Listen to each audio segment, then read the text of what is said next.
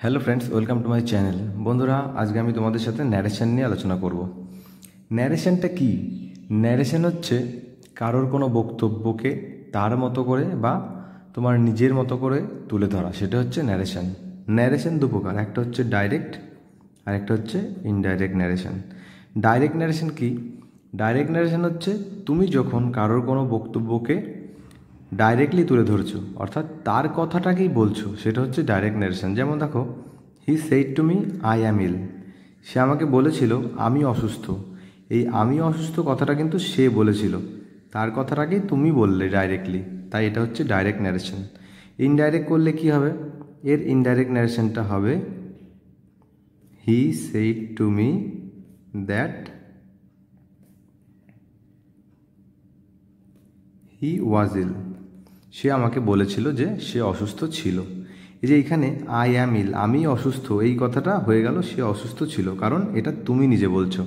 তাহলে এটা হলো ইনডাইরেক্ট ন্যারেশন, তার কথাটাকে তুমি ইনডাইরেক্টলি বললে। ঠিক আছে, এবার আমরা দেখো ডাইরেক্ট ন্যারেশনের দুটো অংশ। হি সেইড টু মি, এটা একটা কমার আগে, আর তারপর হচ্ছে আই প্লে ফুটবল। তাহলে হি সেইড টু মি, এটাকে বলা হচ্ছে রিপোর্টিং ভার্ব। Reporting verb. আর তার পরবর্তী অংশ আই প্লে ফুটবল, এইটাকে বলা হচ্ছে রিপোর্টেড স্পিচ। তাহলে ডাইরেক্ট ন্যারেশনের দুটো অংশ দেখলাম, রিপোর্টিং ভার্ব এবং রিপোর্টেড স্পিচ। রিপোর্টিং ভার্বটা খুব ইম্পর্টেন্ট, এইটা দেখে আমি বুঝতে পারবো যে এই যে কথাটা বলা হচ্ছে এটা কোন সময়ের, অর্থাৎ কোন টেন্সের, প্রেজেন্ট, পাস্ট নাকি ফিউচার। আর এই রিপোর্টেড স্পিচ, এটা আমরা জানি পাঁচখানা বাক্য আছে, তার মধ্যে যে কোনো একটা বাক্যেই হতে পারে, অ্যাসার্টিভ, ইন্টারোগেটিভ, ইম্পারেটিভ, অপটেটিভ বা এক্সক্লামেটরি। এইবার আমাদেরকে এই ডাইরেক্ট ন্যারেশন থেকে ইনডাইরেক্ট ন্যারেশনে চেঞ্জ করার রুলসগুলো খুব ভালো করে জানতে হবে। চলো তাহলে আমরা সেগুলো জেনে নিই। তাহলে দেখো, রুলসগুলো খুব ভালো করে ফলো করবে। দেখো, প্রথম রুলসটা কি? রিপোর্টিং ভার্ব ও রিপোর্টেড স্পিচকে দ্যাট, ইফ, টু দিয়ে যোগ করতে হবে। এই দ্যাট, ইফ বা টু আমরা দেখেছি, দেখো এখানে কমা, ইনভার্টেড কমা থাকে, তার পরিবর্তে ওগুলো বসাতে হয়, তবে সেটা অবশ্যই এই যে রিপোর্টেড স্পিচটা কোন সেন্টেন্সে আছে বা বাক্যে আছে তার উপরে নির্ভর করে। ঠিক আছে, সেকেন্ড রুলটা কি? দেখো, রিপোর্টিং ভার্বটি যদি প্রেজেন্ট বা ফিউচার টেন্সে থাকে তবে রিপোর্টেড স্পিচের ভার্বের টেন্সের কোনো পরিবর্তন হয় না। যেমন এই উদাহরণটায় দেখো, হি সেইজ টু মি, এটা কিন্তু প্রেজেন্ট টেন্স, তাহলে রিপোর্টিং ভার্বটা প্রেজেন্ট টেন্সে হলো। তাহলে আমরা ইনডাইরেক্ট ন্যারেশন করি, হি সেইজ টু মি, তাহলে মাঝে আমাকে এইটা তুলে তার পরিবর্তে কি বসাতে হবে? দ্যাট বসাতে হবে। কেন? এটা অ্যাসার্টিভ সেন্টেন্স বলে। এটা আমি তোমাদেরকে বলে দেবো যে কোন সেন্টেন্সের ক্ষেত্রে কোনটা বসাতে হয়। ঠিক আছে, এটা অ্যাসার্টিভ সেন্টেন্স, তাই দ্যাট বসাতে হবে।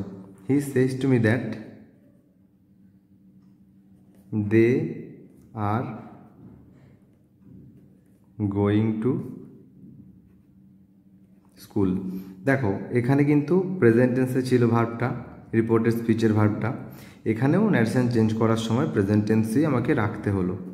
কারণ কি? কারণ এইটা রিপোর্টিং ভার্বটা প্রেজেন্ট টেন্সে আছে। এটা যদি ফিউচার টেন্সে থাকতো, যদি হি উইলসে হতো, তাহলেও এটা কিন্তু আরই হতো, কারণ সেকেন্ড রুল অনুসারে রিপোর্টেড স্পিচের ভার্বের টেন্সের কোনো পরিবর্তন হবে না। বোঝা গেল আশা করি। এবার দেখো 3 নাম্বার নিয়ম, যেটা হচ্ছে সব থেকে ইম্পর্টেন্ট নিয়ম। রিপোর্টিং ভার্বটি যদি পাস্ট টেন্সে হয় তবে রিপোর্টেড স্পিচে নিম্নরূপ পরিবর্তিত হয়। তাহলে রিপোর্টিং ভার্বটা যদি পাস্ট টেন্সে হয় এবং রিপোর্টেড স্পিচের ভার্বগুলো যদি এইভাবে হয়, যেমন দেখো রিপোর্টেড স্পিচটা যদি প্রেজেন্ট টেন্সে হয় তাহলে পাস্ট টেন্সে পরিবর্তিত হবে। রিপোর্টিং ভার্ব পাস্ট টেন্স এবং রিপোর্টেড স্পিচের ভার্বও যদি পাস্ট টেন্সে হয় তাহলে পাস্ট পারফেক্টে পরিবর্তিত হবে। রিপোর্টিং ভার্ব যদি পাস্ট আর রিপোর্টেড স্পিচের ভার্বটি যদি ফিউচার টেন্সে থাকে তাহলে কি হবে? ফিউচারের পাস্ট ফর্মে পরিবর্তিত হবে। সেটা কি? উইল থাকলে উড হবে, শ্যাল থাকলে শুড হবে। ঠিক আছে, দেখো দুটো উদাহরণ দিয়ে আমি তোমাদেরকে বুঝিয়ে দিচ্ছি। দেখো প্রথম উদাহরণটা কি আছে? He told me, reporting verb past tense.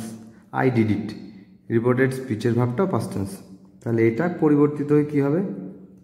He told me that he had done it. দেখো ডিড ছিল এটা পাস্ট পারফেক্টে পরিবর্তিত হয়ে হ্যাড ডান হয়ে গেল। ঠিক আছে, নেক্সট দেখো, he said to me that, এখানে কি আছে shall do, I shall do it future tense, তাহলে এটা পরিবর্তিত হয়ে কি হবে, he said to me that he would do it. He কেন হলো, কারণ এটা এখানে আই মানে তো সে, তাই তুমি যখন এটা বলবে সে আমাকে বলেছিল যে সে এটা করতো, হি উড ডু ইট। এবার হি এর সাথে যেহেতু উইল হয়, শ্যাল হয় না, তাই এখানে আমাকে উড বসাতে হবে, উইলের ফিউচার রূপটা। ঠিক আছে, আশা করি বোঝা গেল এটা। এইভাবে এই রুলস অনুযায়ী আমাদেরকে সমস্ত রিপোর্টেড স্পিচের ভার্বগুলোকে পরিবর্তন করতে হবে। নেক্সট দেখো 4 নাম্বার নিয়মটা, রিপোর্টেড স্পিচ যদি কোনো চিরন্তন সত্য বক্তব্য হয় তাহলে তার কোনো পরিবর্তন হয় না। যেমন দেখো এটা কি বলা হয়েছে, টিচার সেইড, শিক্ষক আমাদের বলেছিল ম্যান ইজ মর্টাল, মানুষ মরণশীল। এটা অবশ্যই চিরন্তন সত্য, তাই এটা যদি আমরা করি কি হবে, টিচার সেইড দ্যাট, এখানে যা আছে আমরা সেটাই বসাবো, ম্যান ইজ মর্টাল, অর্থাৎ যেহেতু চিরন্তন সত্য তাই এর কোনো পরিবর্তন হবে না। তাহলে বন্ধুরা আশা করি তোমরা ন্যারেশন ডাইরেক্ট থেকে ইনডাইরেক্ট চেঞ্জ করার নিয়মটা পুরোপুরি খুব ভালোভাবে বুঝতে পেরেছো। তাহলে অবশ্যই স্ক্রিনে যেই ন্যারেশনটা তোমরা দেখতে পাচ্ছ ডাইরেক্টে, এটা অবশ্যই ইনডাইরেক্ট করে অ্যান্সারটা আমাকে জানিও।